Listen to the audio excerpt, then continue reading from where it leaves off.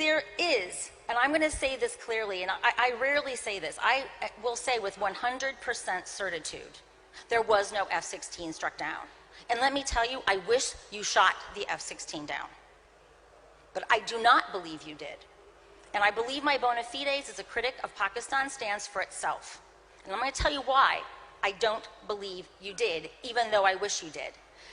My Americanness, my national standing, again, does not hinge upon Pakistan's performance with an aircraft procured from me or via Jordan. Let me walk you through the evidence with a different point of view, one not impinged upon by dependent variable selection bias or confirmation bias. Let's begin with the video. For those of you who don't know me, I spent a lot of time in Pakistan. I've studied languages. The videos, we are told, came from Nowshera. You may not know this. People in Nowshera don't speak Punjabi. The video all show people speaking very tame Punjabi. Oh, kitne bande hain? Wo do bande hain, teen bande hain, oh, kitne parachutes hain? No one in Nowshera speaks like this. This raises questions about the provenance of that video. Let's walk you through what you were told, how it was so obvious, that all that stuff was so obvious. There's nothing obvious about it at all. In the video that in Gokale, with all of the Bunde, which was then reported by ISPR, right, there's actually multiple explanations for these two shoots, and I'm going to walk you through at least 4 that present themselves. First, what we've been told, that one is from the MiG, Bison, and one is from an F-16. Now, how many of you are paratroopers? Any paratroopers in the house? Me. Awesome possum, great. Isn't it odd that parachutes from 2 very different platforms in that video would look identical? Now, when I talk to my colleagues in the US Army who are paratroopers, including those that are in my class, they find this very dubious. I also find it dubious. It doesn't pass the Bakwas test. Another possibility is that the 2 shoots represented a 2-pilot F-16, and that would explain why the shoots would look so similar. There's no evidence that this was a 2-seater F-16. Another possibility is that this particular MiG Bison had a drogue chute. That would also explain what we saw in the video. And the 4th, and I have to say I'm torn between 3 and 4, is that the video is a fake.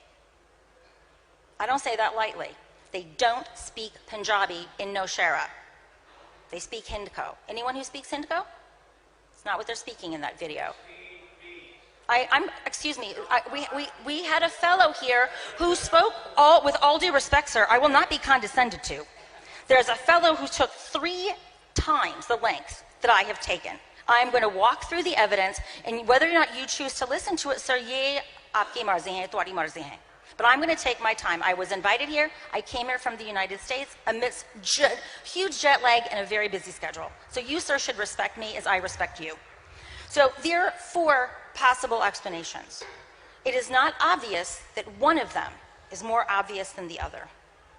2, Nitin Gokhale, among others, went to very great exertions to prove that it was a GE engine in the down photograph of the aircraft.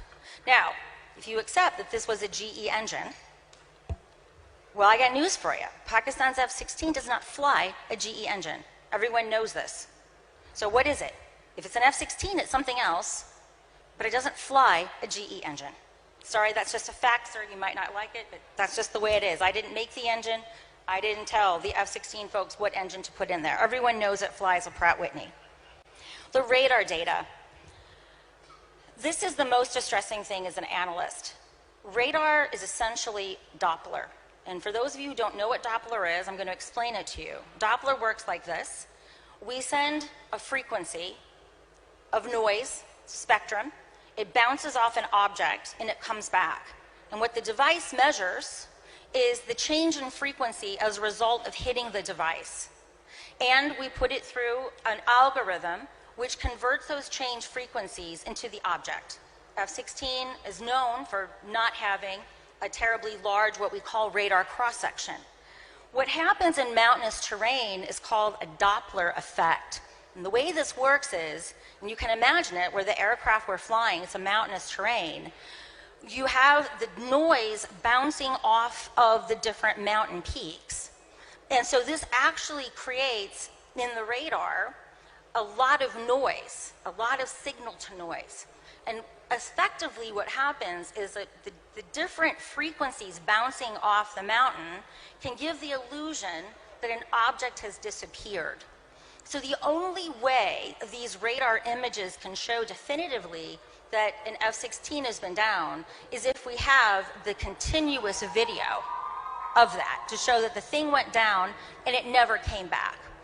The other thing, and again, one of my students is an imagery analyst, the pictures that you just saw, they actually don't map onto one another. If you look across the pictures, the ratio of the images and the lovely diagrams that you saw that were so obviously labeled so that you could think you understand what you saw, the aspect ratio is not maintained across the images.